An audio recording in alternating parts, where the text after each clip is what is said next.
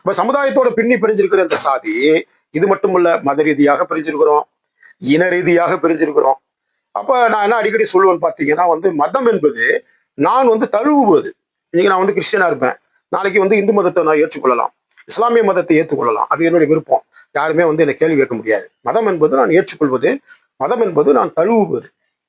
இனம் என்பது என்னுடைய பிறப்பு, அதை மாற்றவே முடியாது. தமிழன்னா தமிழன் தான். திடீர்னு நான் மலையாளி ஆக முடியாது, திடீர்னு நான் தெலுங்கு ஆக முடியாது, திடீர்னு நான் ஹிந்தி ஆக முடியாது. நம்ம அருமையான சின்ன கலைவாணர் விவேகம் சொல்ல மாதிரி எந்த தேசம் இனி கேரளா அப்படின்லாம் சொல்ல முடியாது பிராக்டிக்கலா. அப்ப இனம் என்பது என்னுடைய பிறப்பு, தமிழன்னா கடைசி வரைக்கும் தமிழன் தான். ஆனால் சாதி என்பது என் மீது திணிப்பு. நல்லா புரிஞ்சுக்கணும். சாதி என்ற இல்லாத ஒன்றை உருவாக்கி, தொழில் அடிப்படையில உருவாக்கி, அதை வெள்ளைக்காரர்கள் பிரிட்டிஷ்காரர்கள் வரும்பொழுது என்ன பண்றாங்க, இதெல்லாம் பாக்குறாங்க.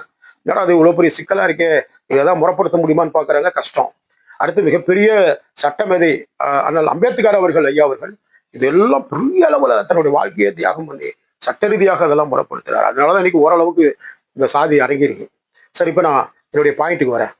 இப்ப இந்த சாதி, கடுமையான சாதி, புற்றுநோயாக புறையோடி போயிருக்கின்ற அந்த சாதி அழியுமா? கண்டிப்பா அழியும். ஆனா இன்னைக்கு பாத்தீங்கன்னா நம்ம நினைக்கிறோம் ஏதோ சாதாரண ஒரு கிராமத்தில் இருக்கிறவங்க தான் சாதி பாக்குறாங்கன்னு சொல்லி. அப்படி கிடையாது. படித்த பெரிய பெரிய ஆட்கள்லாம் பெரிய பெரிய ஜாம்பவான்கள், படித்தவர்கள் எல்லாம் சாதி பார்க்கிறார்கள். எல்லாம் பாத்தீங்கன்னா நிறைய பாக்குறாங்க.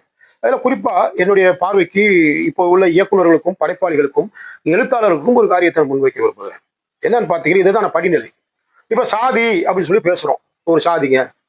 இப்ப அந்த சாதியோட போதா பாத்தீங்கன்னா, ஒவ்வொரு சாதிக்கும் பாத்தீங்கன்னா உள் சாதிகள் பாத்தீங்கன்னா எக்கச்சக்கமா இருக்கு.